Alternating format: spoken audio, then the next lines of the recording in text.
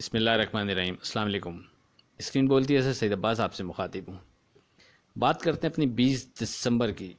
देखें, इसी डर की वजह से जो कि आज हुआ, आपसे मुसलसल कहता रहा कि 41,600 41,500 के नीचे विथ वॉल्यूम ट्रेड होने के बाद कोई स्ट्रॉन्ग सपोर्ट लेवल ऐसा नहीं बनता कि जो आपसे डिस्कस किया जा सके।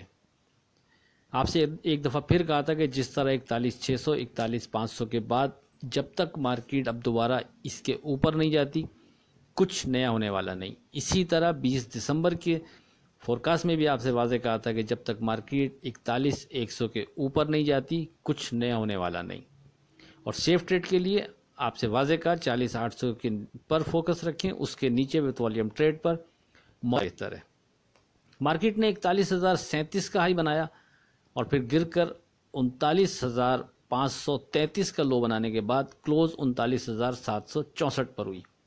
अब आगे क्या लगता है, इस पर बात 21 दिसंबर की फोरकास्ट में करते हैं। 21 दिसंबर की अगर बात करें तो इससे पहले आपको अब समझ में आ गया होगा कि बार बार मैं आपसे ये क्यों कहता आ रहा था कि ट्रेड करते हुए लाजमी सियासी और अदालती मामलात को पेश नज़र रखें। बार बार आपसे कहता रहा कि 41,600 41,500 के नीचे ट्रेड के बाद फिर कोई नीचे सपोर्ट लेवल नहीं बनता कि जिसको हम कंसीडर कर सकें। और वाज़े आपसे किया कि 41,600 41,500 के नीचे कोई काम नहीं, बेहतर है कि साइडलाइन रहें। सेफ ट्रेड के लिए बार बार आपको लेवल्स पर फॉलो करने का कहता रहा। देखें, कोशिश होती थी कि कम से कम चैनल से वाबस्ता लोग सेफ ट्रेड के हवाले से जो हम लेवल्स निकाल कर देते हैं उस पर नज़र रखें, उसको कंसीडर करें। और इसीलिए बग़ैर किसी लगी लिपटी आपसे वाज़े कहता रहा। अगरचे ध्यान हमारा तेज़ी बनता था, वो आपसे मुसलसल जिक्र करता रहा मैं, लेकिन आपको साथ में लाजमी ये दोहराया मैंने बार बार कि 41,600 41,500 के नीचे फिर सामने कोई स्ट्रॉन्ग सपोर्ट लेवल नहीं बनता। वो इसीलिए आपसे बार बार कह रहा था कि ये सामने सियासी और अदालती मामलात जो सामने नज़र आ रहे थे, नहीं उनका अंदाज़ा नहीं हो पा रहा था कि किस अंदाज में किस करवट ये ऊँट बैठेगा और इसके असरात कितना मार्केट पर पड़ सकते हैं। इसीलिए हम अपने लेवल्स पर फोकस रखने को आपसे बार बार कहते रहे।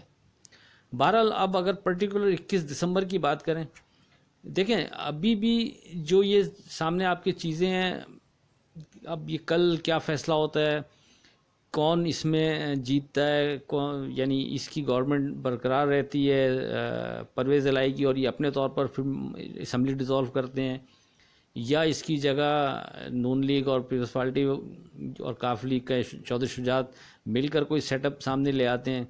तो इन तमाम चीज़ों का डेफिनेटली पहले से कोई ऐसा आइडिया नहीं कि क्या चीज़ हो सकती है। ये आइनी मामलात और सियासी मामलात ये वैसे ही हमारे मुल्क में इस अंदाज में चल रहे होते हैं कि इससे नतीजा अख्ज़ करना आसान नहीं होता।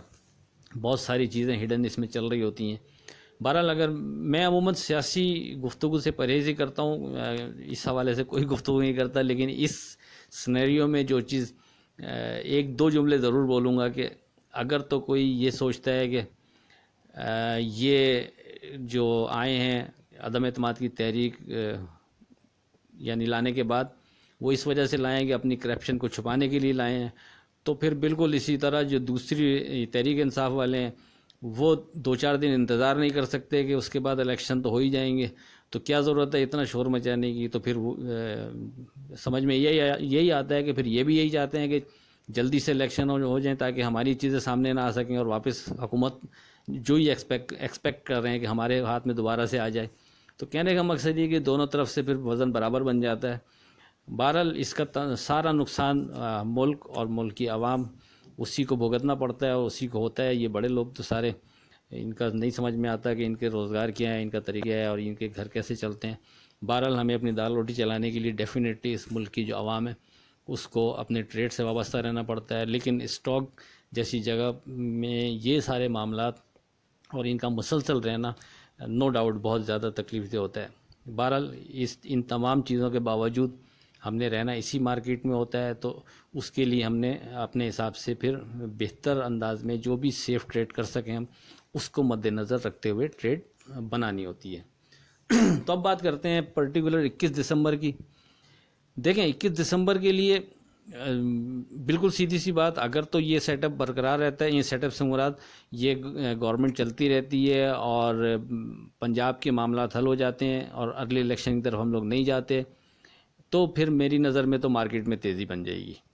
लेकिन अगर ये सेटअप डिस्टर्ब हो जाता है, हम किसी भी वजह से पंजाब और केपीके में मसाइल क्रिएट हो जाते हैं और या फिर हम अगले इलेक्शन की तरफ चले जाते हैं, हर दो सूरत में फिर मार्केट में मज़ीद प्रेशर लगता है। ये चीज़ क्लियर मेरे हिसाब से इस तरह बन रही है। लेकिन अब इसमें से होगा क्या, मुझे क्लियर नहीं है कि हम नतीजा क्या निकालें कि कौन सी चीज़ ज़्यादा अप्लाई हो रही है। अब आते हैं हम अपने सेफ ट्रेड के हवाले से गुफ्तगू करते हैं। देखिए ये सारी चीज़ हिडन थी, लेकिन जो चीज़ सामने मौजूद है वो है हमारा सेफ ट्रेड के हवाले से लेवल्स। और वो लेवल जो बनते हैं वो फिर वही लेवल बनते हैं, अगर आपको याद हो 39,700 और 39,300। इस लेवल के बारे में आपसे मुसलसल इससे पहले भी 2-3 दफ़ा डिस्कस रहा है। आखिरी दफ़ा 3 अगस्त 2022 को उसका लिंक मैं डाल दूँगा। आपसे उस वक्त इस इंडेक्स की बात की थी कि मेरे हिसाब से ये एक स्ट्रॉन्ग सपोर्ट लेवल बनता है मार्केट का, और इस लेवल पर हम यानी इसको कंसीडर कर सकते हैं। तो इससे पहले जब मार्केट इस लेवल पर आई थी तो आपको याद होगा 39,554 से मार्केट ने एक अच्छी रैली बनाई थी और वहाँ से बढ़कर मार्केट तकरीबन 44,000 पॉइंट ऊपर गई, यानी 44,000 तक ऊपर गई थी। अब एक दफ़ा फिर मार्केट इसी लेवल पर आ गई है। देखें अगर मार्केट नॉर्मल ट्रेड करते हुए अपने वज़न पर इस इंडेक्स तक आती तो फिर हम लाजमी इसी इंडेक्स को सपोर्ट लेवल कंसीडर करते हुए एक अच्छी बाइंग की ट्राई करते। लेकिन मार्केट चूँकि सियासी और अदालती मामलात की वजह से प्रेशर में है और ना जाने ये मामलात किस करवट बैठेंगे, तो बहरहाल इन तमाम मामलात के बावजूद भी दिल करता है कि इसी इंडेक्स के सपोर्ट को जो 39,700 39,300 बनता है एक दफ़ा फिर अहमियत दी जाए। लेकिन नो डाउट मौजूदा हालात को देखते हुए ये एक रिस्की फ़ैसला लगता है, पर फिर भी मेरा दिल करता है कि इसी सपोर्ट लेवल को अप्लाई करना चाहिए।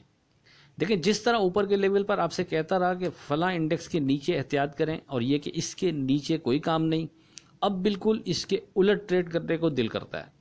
अब जब तक मार्केट 39,300 के नीचे क्लोज नहीं होती उस वक्त तक मज़ीद मंदी नहीं लगती।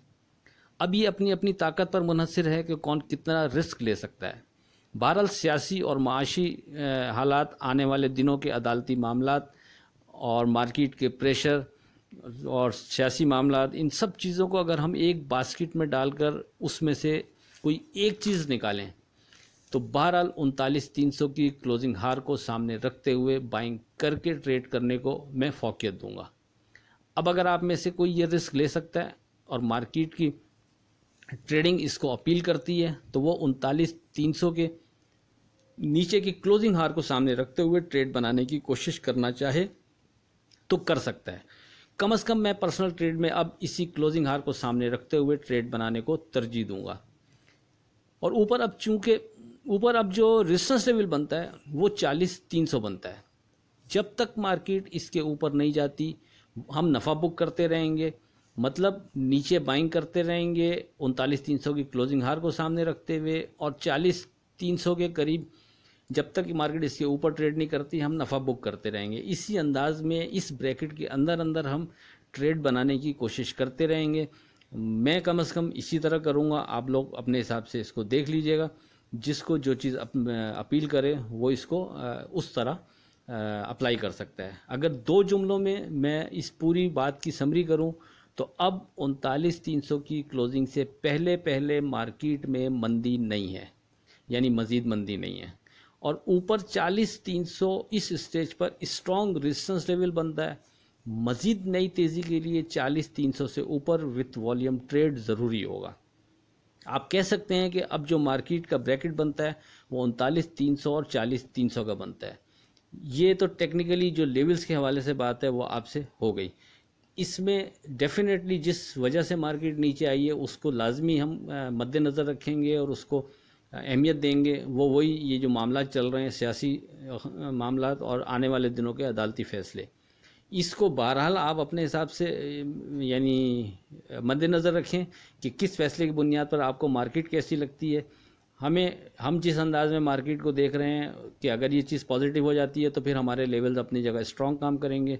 अगर इन चीज़ों सियासी और अदालती मामलात के हवाले से कोई चीज़ें नेगेटिव रहीं जो मार्केट पर नेगेटिव असरात डाल रही होंगी, तो फिर भी हमारे सामने 39,300 के बिलो क्लोजिंग के बाद हम साइड पे हो जाएंगे, जिस तरह के हम इससे पहले आपसे कहते रहे कि फला इंडेक्स के नीचे हम साइड पे हो जाएंगे। तो हम इस इंडेक्स को बहरहाल एक दफ़ा कोशिश करेंगे अप्लाई करने की, और अगर मार्केट इसके इंडेक्स के करीब हमें मिलती है या इसके बिलो मिल जाती है, मिसाल दे रहा हूँ आपको, अल्लाह ना करे और मज़ीद नीचे जाए, लेकिन मार्केट है हम उस हवाले से गुफ्तगू कर रहे हैं, तो हमारे लिए फिर ये ज़्यादा आसानी होगी और छोटे नुकसान में हम बाहर निकल सकेंगे। अगर हमें मार्केट नीचे कहीं मिलती है 39,300 के करीब फ़र्ज़ करें, तो हमारे लिए थोड़ा और इजी हो जाएगा। लेकिन बहरहाल है इसी तरह, हमारा फोकस इंडेक्स यही होगा और इसी ब्रैकेट के अंदर हम देखेंगे मार्केट को। इससे हटकर कोई चीज़ होगी तो फिर वो आपसे डिस्कस हो जाएगी। आखिर में इस दुआ के साथ अल्लाह हाफ़िज़ के खुदा आपके कारोबार में बरकत अता करे। इलाही आमीन। अल्लाह हाफ़िज़।